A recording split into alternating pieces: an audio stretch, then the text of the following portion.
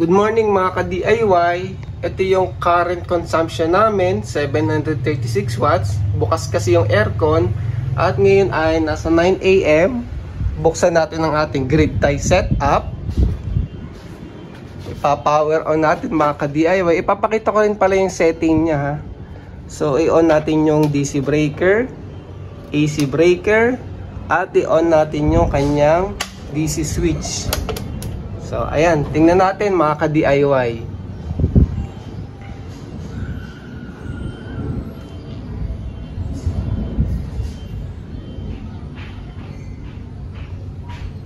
So, ngayon ay 9:20 AM.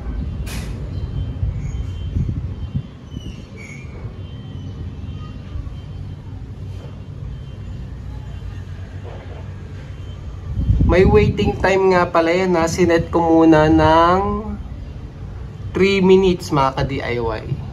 Pero kapag sa Meralco yan, nakaset na yung net metering kayo, dapat yun ay nasa 10 minutes mga ka-DIY. So ito, 3 minutes.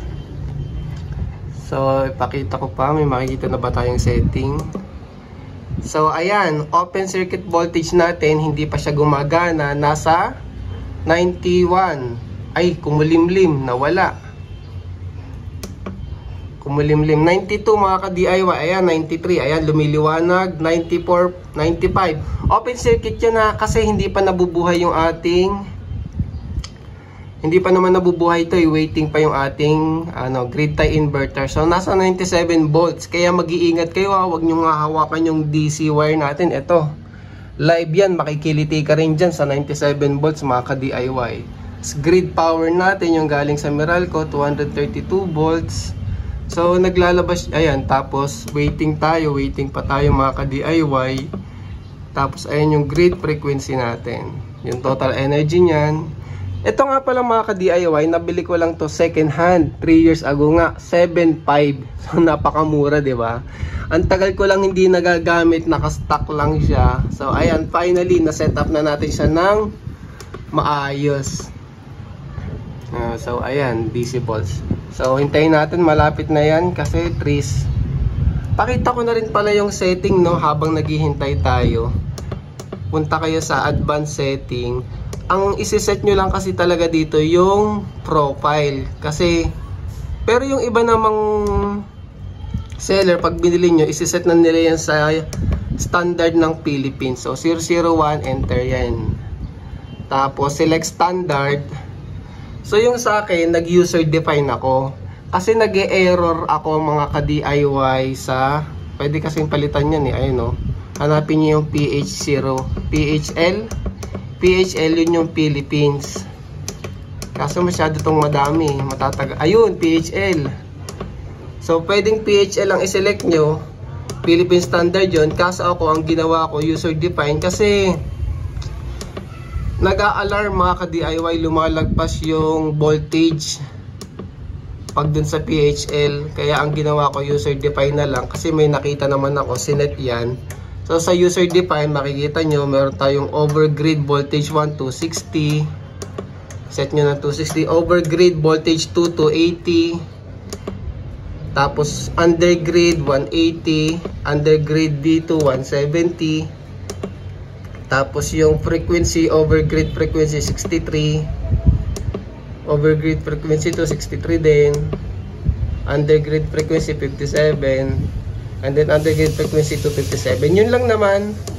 Tapos ayan, ginawa ko nga yung start up, 3 minutes mga ka-DIY. So ayun. So hindi ko naman nababaguhin kasi nabago ko na nga. Down. Cancel. So ayun, so nakaano pa rin tayo. Tingnan ulit natin. So ang password ay 001, enter. So ayan, naka user define pa rin. Tapos operational na tayo, gumana na siya. Tingnan natin ilang watts. So ngayon ay ayan, pumapalo na siya. Yan, 400 watts na yung ating 600 watts na solar panel. Kaso umuulap pa no, 9:24 AM. Ngayon naka-off pa yung ating limiter niyan. Ipakita ko pa paano enable mga ka-DIY ha. after natin makita yung maximum output niya muna. So nasa 400 watts tayo. So ayos na ayos yung ating setup, working naman siya. So tingnan natin magkano na lang yung, ilan na lang yung ating power consumption. So ayun, oh, nangalahati na mga ka-DIY. Ito, bukas yung aircon yun, ha. Nangangalahati na siya dahil sa ating grid tie setup.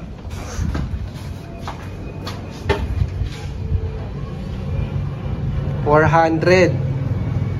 Tapos sa mga magtatanong magkano inabot yung gastos natin, sa solar panel ang nagastos ko dun sa 4 na 150 ay 8K mga ka-DIY. Plus ito 7.5, so 15.5. Tapos sa ating railing kit, yung mga bracket, yung mismong rail, mga clamp, nasa 3,000 ata yung mga ka-DIY. So ang total na gastos ko ay nasa 18,000 mga ka-DIY. Ito kasi hindi ko na binili kasi dati na to. Pati yung kable, yung PV cable, dati na yan. So yun lang yung mga binili ko mga ka-DIY. So ayun, kaya laking tipid naman sa gastos ko. So ngayon ay nasa 390. So generating pa. Ngayon para paganahin yung limiter, punta tayo sa advanced setting ulit mga ka-DIY. Kasi kailangan natin paganahin yan kasi wala naman tayong net metering kay Meralco. So punta kayo sa internal EPM set, mode select, i-up nyo kasi in-off ko, current sensor, yun yung i-select nyo na mode. Yan, tapos okay na yan, 3001, done, CityLink, tapos CityLink test, error. So ito yung CityLink error, ito yung city sensor natin. So ayusin natin dun sa loob ng bahay mga ka-DIY. So ito yung CityLink sensor mga ka-DIY. Yung kabila nito nakakabit na dun sa ating grid tie. So ikakabit natin ito dito sa main breaker. Ito yung galing sa Meralco. Ito yung line na galing sa Meralco, 'di ba mga ka-DIY? Itong isa yung para dito sa ating watt meter eh. So kabit natin dito sa kabilang leg. Kasya pa naman 'yan. So wait lang ha, ibaba ko muna yung camera kasi medyo mahirap pag isang kamay lang. So ayan, nakabit ko na siya mga ka-DIY. Kita nyo yung arrow, dapat yan papuntang Meralco or palabas ng bahay mga ka-DIY. Tapos dapat pag kinabit nyo to, at least meron kayong 500 watts na load. So binuhay ko yung electric kettle. Tingnan natin yung ating sensor. So error pa rin, no. Try ko dun sa kabilang leg. Try natin sa kabilang leg mga ka-DIY.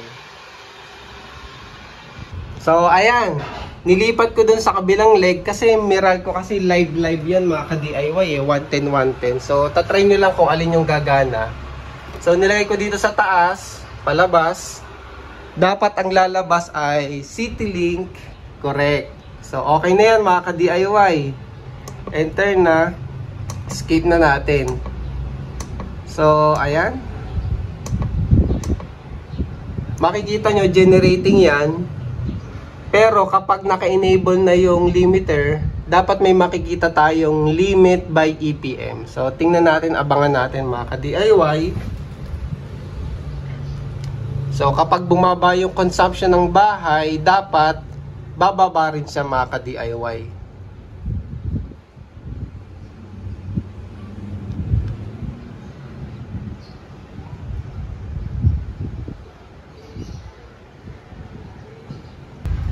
So, ayan mga ka-DIY, limit by EPM. So, working na yung ating limiter mga ka-DIY. O, ayun o, bumaba na yung kanyang output. Namatay kasi yung aircon dahil ginalaw ko nga yung breaker. So, yung consumption ng bahay, mababa lang. Kaya 180 lang yung lumalabas. Kanina, di ba, nasa 400 yan mga ka-DIY. So, nililimit na ating grid tie inverter yung ating solar output, which is yun yung kailangan natin dahil nga hindi tayo naka-net metering.